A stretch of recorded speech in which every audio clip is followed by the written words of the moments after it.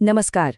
आज बात करते हैं खेती की दुनिया में हो रही एक बहुत ही शांत लेकिन जबरदस्त क्रांति के बारे में। इसे कहते हैं संरक्षण कृषि या कॉन्जर्वेशन एग्रीकल्चर। चलिए आज इसी क्रांति की परतों को खोलते हैं और समझते हैं कि ये हमारे भोजन उगाने के तरीके को हमेशा के लिए कैसे बदल सकती है। देखिए, इस पूरी क्रांति के दिल में ना एक बहुत ही सादी लेकिन गहरी सोच है। जमीन को सिर्फ खोदने और इस्तेमाल करने की चीज मानने के बजाय ये नजरिया मिट्टी को एक जिंदा, सांस लेते हुए जीव के रूप में देखता है। मतलब ये मैकेनिकल ताकत से हटकर एक जैविक साझेदारी की तरफ एक बहुत बड़ा कदम है। तो बड़ा सवाल यही है, क्या होता है जब हम मिट्टी से लड़ना बंद करके उसके साथ काम करना शुरू करते हैं? और इसका जवाब आज हम मिलकर खोजेंगे। ये सिर्फ खेती की तकनीक का बदलाव नहीं है, नहीं, ये तो एक ऐसी यात्रा है जो मिट्टी, पौधे, जानवर और हम इंसानों के जीवन को एक अटूट रिश्ते में जोड़ देती है। तो चलिए अब इसमें थोड़ा गहराई से उतरते हैं। ये जो संरक्षण कृषि है, ये एक कह सकते हैं एक रीजेनरेटिव साइकिल बनाने का वादा करती है। मतलब एक ऐसा चक्र जिसमें जमीन हर फसल के साथ और ज्यादा उपजाऊ और जिंदा होती जाती है, न कि कमजोर। यहाँ देखिए दोनों में कितना बड़ा फर्क है। एक तरफ है पारंपरिक जुताई जो जमीन को डिस्टर्ब करती है, और दूसरी तरफ है संरक्षण कृषि।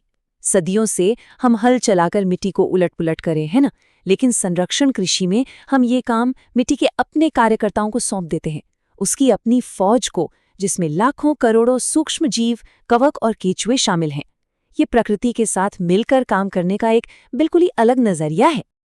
अब आते हैं इस क्रांति के पहले और सबसे जरूरी सिद्धांत पर, और वो है मिट्टी को कम से कम छेड़ना। इसे नो टिल या जीरो टिलेज फार्मिंग भी कहते हैं। मतलब सीधा सा है, जमीन को उसकी शांति में रहने देना। ये बात बहुत दिलचस्प है। एक सेहतमंद मिट्टी का जो पूरा सिस्टम है ना, वो इन मृदा समुच्चयों यानी सॉइल एग्रीगेट्स की सुरक्षा से शुरू होता है। अब ये हैं क्या? असल में ये छोटे छोटे ढेले हैं, मिट्टी की संरचना के बिल्डिंग ब्लॉक्स। सोचिए, ये सूक्ष्म जीवों के बनाए घर हैं जिन्हें वो एक गोंद की तरह आपस में चिपका कर रखते हैं। और जब हम हल चलाते हैं तो हम इन नाजुक घरों को, इन संरचनाओं को समझ लीजिए तोड़ फोड़ देते हैं। इससे होता क्या है कि मिट्टी में सदियों से जमा कार्बनिक कार्बन अचानक हवा की ऑक्सीजन के संपर्क में आ जाता है और बस एक विनाशकारी केमिकल रिएक्शन शुरू हो जाता है। ये समीकरण ठीक वही दिखा रहा है। मिट्टी में स्टोर किया हुआ वो कीमती कार्बन जो पौधों का भोजन है, वो कार्बन डाइऑक्साइड यानी CO2 गैस बनकर हमारे वायुमंडल में उड़ जाता है। मतलब जुताई सचमुच में मिट्टी की जान ही निकाल देती है।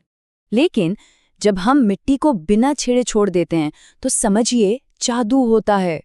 पिछली फसल के जो अवशेष होते हैं वो जमीन पर एक सुरक्षा कवच बना लेते हैं।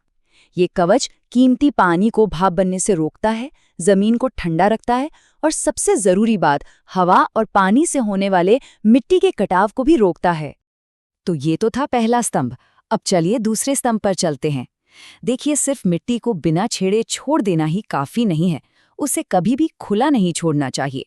और यहीं पर एंट्री होती है कवर फसलों की, यानी कवर क्रॉप्स की, जो एक जिंदा ढाल बनकर काम आती हैं। तो सवाल ये उठता है कि बिना किसी फैक्ट्री के किसी खेत को खाद कैसे दिया जाए और कीटों को कैसे दबाया जाए, है ना बड़ा सवाल। और इसका जवाब प्रकृति के पास है। ये कवर फसलें ही खेती की कई बड़ी चुनौतियों का एक बहुत ही सुंदर और जैविक समाधान है। यहाँ देखिए, ये कितना कमाल का है। अलग अलग कवर फसलों की अपनी अपनी सुपर पावर्स हैं। जैसे लोबिया जैसी फलियां, ये हवा से नाइट्रोजन खींचकर मिट्टी के लिए मुफ्त की खाद बनाती हैं। राई जैसी घासें मिट्टी में कार्बन भरती हैं और उसकी संरचना को मजबूत करती हैं। और सरसों जैसी फसलें, अरे वो तो प्राकृतिक कीटनाशक का काम करती हैं। ये वाकई अद्भुत है। सरसों और मूली जैसी फसलें एक तरह का केमिकल वॉर छेड़ती हैं। वे अपनी जड़ों से ऐसे कंपाउंड्स छोड़ती हैं जो मिट्टी में छिपे हुए नुकसानदेह कीटाणुओं और बीमारियों को कुदरती तौर पर खत्म कर देते हैं, और वो भी बिना किसी केमिकल स्प्रे के। और इजरा ये आंकड़ा देखिए, ये फलीदार कवर फसलें एक साल में प्रति हेक्टेयर 200 किलोग्राम तक नाइट्रोजन जमा कर सकती हैं। जरा सोचिए, ये कई बोरी यूरिया खाद के बराबर है, वो खाद जो किसानों को खरीदनी नहीं पड़ती। और अब बारी है तीसरे स्तंभ की, ये वो स्तंभ है जो इस पूरे सिस्टम को एक साथ बांधता है। ये है स्मार्ट रोटेशन, यानी एक के बाद एक कौन सी फसल लगानी है, इसकी बहुत ही स्मार्ट प्लानिंग। इसका सबसे अच्छा उदाहरण है अनाज और फलियों की जुगलबंदी।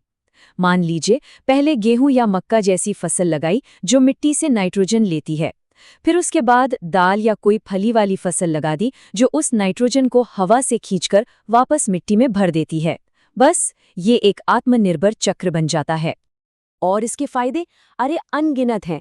फसलें बदलने से कीड़ों और बीमारियों का जो लाइफ साइकिल है वो टूट जाता है, मिट्टी में अलग अलग पोषक तत्वों का संतुलन बना रहता है और किसानों को भी एक ही फसल पर निर्भर नहीं रहना पड़ता, जिससे उनकी आमदनी और खाद्य सुरक्षा दोनों मजबूत होती हैं।